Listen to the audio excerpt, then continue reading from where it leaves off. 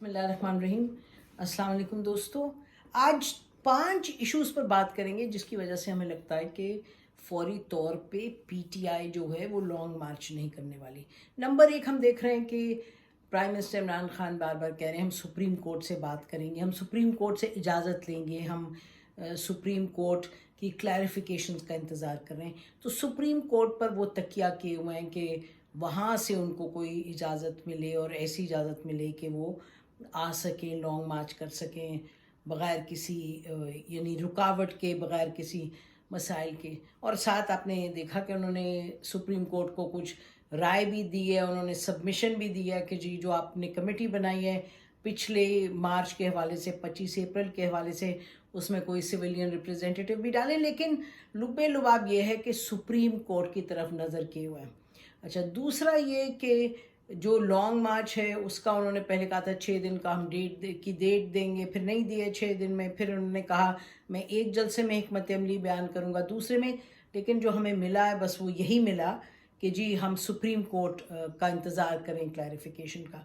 तो ये वजह है जिस वजह से अभी फ़िल वक्त आप ये समझें कि कोई बहुत जल्दी में शायद जून का महीना भी ऐसे ही निकल जाए कि कोई लॉन्ग मार्च वगैरह ना हो। दूसरा ये कि पंजाब की सूरत हाल सामने आ गई पार्टी के, और ये जो जब अभी इन्होंने की मीटिंग और यानी कोर कमेटी की काफ़ी बड़ी मीटिंग थी कल जो हुई बनीगला में, तो उसमें भी हमने सुनने में आया कि बात पंजाब में की तफसील में हुई है। देखिए, पंजाब में तो वैसे ही खुद ही लगता है पीटीआई की क़यादत ने, इमरान खान साहब ने देख लिया कि जो लॉन्ग मार्च था उस लॉन्ग मार्च में ठीक है राना सनाउल्लाह ने हर कोशिश की और हर हरबा इस्तेमाल किया, और उनकी बड़ी तनकीद हुई कि जिस तरीके से उन्होंने चार दीवारी को पामाल किया, लोगों के घरों में कूदा कूदी की और लोगों को रोका, जिस तरह से डॉक्टर यास्मीन या राशिद की गाड़ी पे डंडे बरसाए गए, बहुत ही जितनी मजम्मत की जाए कम है। लेकिन उसके साथ साथ ये भी मालूम है सबको कि पीटीआई के कुछ लोगों ने तो यानी अपनी गिरफ्तारी दे दी, कुछ लोग घरों से नहीं निकले। तो जो पंजाब की क़यादत तैयार की थी इमरान खान साहब ने, या जो नॉमिनेट की थी पीछे शफकत महमूद साहब के अंडर, तो वो उसने कुछ डिलीवर नहीं किया, तकरीबन कुछ नहीं डिलीवर किया पंजाब में। दूसरा उसके साथ साथ आप देखें जो पंजाब की हुकूमत है इत्तेहादियों की, वो काफ़ी अपने आप को मजबूत होती हुई दिखाई दे रही। ये गलत होगा कहना कि जी बिल्कुल स्टेबल है, बिल्कुल इन कंट्रोल है, लेकिन गवर्नर भी अपना, सीएम भी अपना, और अब ये जो होने लगे हैं इलेक्शंस, बाय इलेक्शंस, उसमें ज़िमनी इलेक्शंस, उसमें ये जो एनालिस्ट हैं उनकी प्रोजेक्शन ये है कि 20-22 सीटों में से आराम से ये 12-14 सीट्स ले पाएंगे पीएमएलएन वाले। और इसका मतलब ये हुआ कि वो मेजॉरिटी भी लेके बैठ सकते हैं पंजाब असेंबली में। साथ साथ ये भी क्लियर है कि परवेज़ इलाही साहब के साथ और पीएमएलएन के दरमियान कुछ ना कुछ तस्फिया हुआ है, कुछ अरेंजमेंट हुई है, क्योंकि परवेज़ इलाही साहब के साथ के ख़िलाफ़ जो वोट ऑफ कॉन्फिडेंस था वो उसमें इनके पीएमएलएन के लोग नहीं गए ज़्यादा।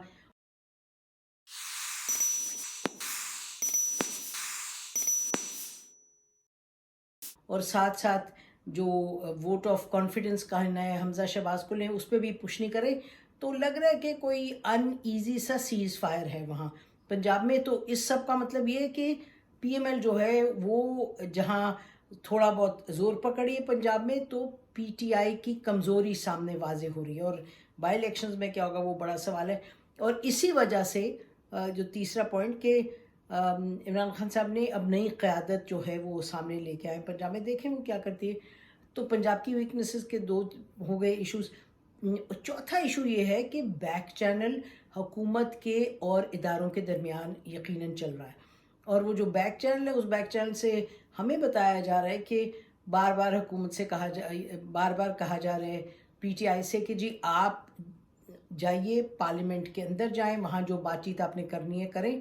लेकिन ये भी पता लग रहा है कि इमरान खान साहब इस पर अग्री नहीं कर रहे।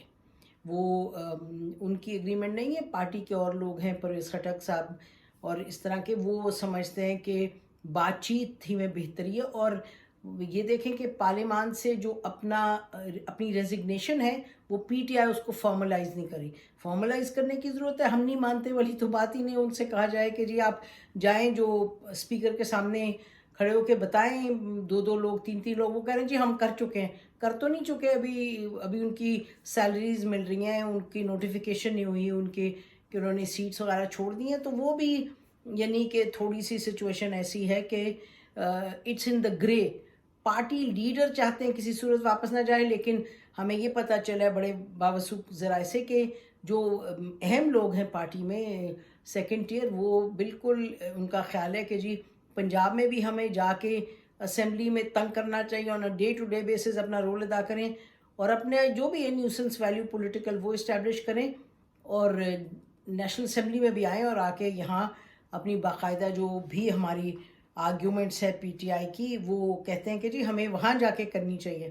تو یہ ہوگی چوتھی بات جہاں کے بیک چینل میں بات ہو رہی ہے. لیکن یہ کہنا کہ کوئی مان گئے ہیں عمران خان صاحب, اور وہ بالکل ٹھیک کہتے ہیں کوئی ڈیل نہیں ہے, لیکن بات چیت جاری ہے. اسی لیے وہ سڑک پر اب یکدم نہیں آتے اور اب وہ کرے میں سوچ رہا ہوں, سوچ کے کروں گا. تو میرا خیال ہے یہ کچھ ڈیلنگ ٹیکٹکس ہے. اور آخر میں ناظرین جو پانچویں بات ہے جو کل سے سامنے آ گئی ہے وہ یہ کہ جو آڈیو ٹیپ آیا ہے, مبینہ ٹیپ, جو کہ کہا جاتا ہے مبینہ طور پہ ملک ریاض صاحب ان کی بیٹی کے درمیان گفتگو ہے, اور یہ اس سے پہلے بھی ایک اور ٹیپ آیا بٹ وہ پولیٹیکل نوعیت کا تھا کہ زرداری صاحب اور ان کے ملک ریاض صاحب کے درمیان جو گفتگو ہوئی تھی vote of no confidence withdraw کرنے کی ارلی الیکشنز کی.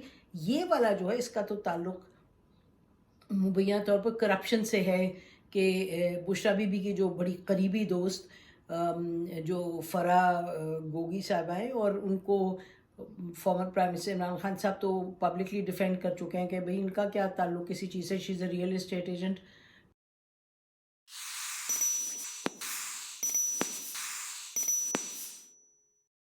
کیا مسئلہ ہے, کوئی انہوں نے کسی چیز میں مداخلت تو نہیں کی. لیکن یہ جو مبینہ طور پہ جو آڈیو آئے جس میں کہا جا رہا ہے کہ جی پیسے دیے جا رہے ہیں, ہیرے کی انگوٹھی وغیرہ, اس کو ہم بار بار کہہ رہے ہیں مبینہ طور پہ کیونکہ اس طرح اسٹیبلش تو کچھ نہیں ہوا. ملک ریاض صاحب نے کہہ دیا کہ جی یہ بات جھوٹی ہے اور یہ میں ہوں ہی نہیں, میری آواز ہی نہیں ہے. لیکن ان چیزوں کا آنے والے دنوں میں شاید پی ایم ایل این اور جو اتحادی جماعتیں وہ استعمال کر کے پریشر اور ڈالیں گی. اور یہ تو بات مستند ہے کہ فرح صاحبہ یکدم پرائیویٹ چارٹرڈ پلین میں غائب ہو گئی, اڑی ہو یہاں سے اور پھر واپس نہیں آئے. پھر یہ بھی آیا کہ جی آ رہی ہیں but she hasn't come back, اور ان کی دوستی بھی بشرا بی بی سے ہے. تو اب وہ قصے جو سامنے آئیں گے تو اس کا کیا پریشر پڑے گا وہ بھی دیکھا جائے گا آنے والے دنوں میں. لیکن یہ کچھ بھی نہیں کہہ سکتے. دو چیزیں, ایک مہنگائی, اگر مہنگائی کی سونامی بڑھتی چلی گئی اور لوگوں کو اتنا تنگ کر چھوڑا کہ یہ یعنی کہ لاوا اگلنے لگے, تو پھر تو ظاہر ہے پی ٹی آئی کی عید ہی عید ہے. وہ ان کو دے ول فائنڈ فارڈر اپنی پالیٹکس کے لیے, اپنی جو اسٹریٹ پاور ہے اس کو اور آگے بڑھانے کے لیے. اور دوسرا معاملہ ظاہر ہے اس سے جڑا ہوا یہ ہے کہ اگر پی ٹی آئی پھر باہر نکل آئے سڑکوں, پھر کیا پر تو کیا صورتحال بنتی ہے.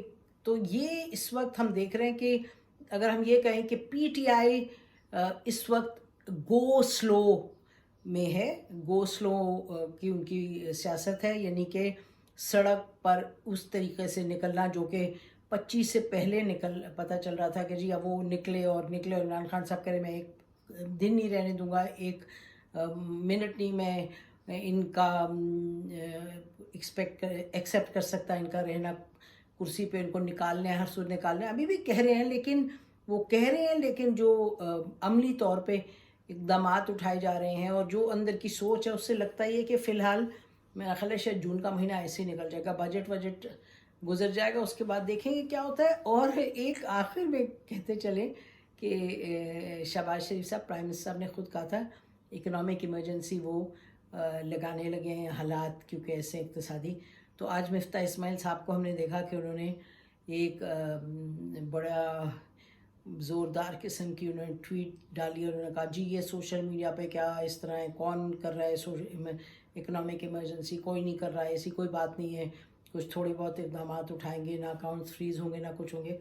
تو بھائی آپ نے کہا کیوں تھا, नंबर 1 आपकी हुकूमत के टॉप लोगों ने कहा कि जी इकनॉमिक इमरजेंसी, उस वक्त इकनॉमिक इमरजेंसी कह के आप चुप ही हो गए, टिकर चले 1-2 के जी पेट्रोल जो है एलोकेशन उसको काटेंगे। तो आप सोचा करें, सोच समझ के बोला करें, उसमें आपका भी फ़ायदा, सबका फ़ायदा, हमारा भी फ़ायदा, मुल्क का भी फ़ायदा।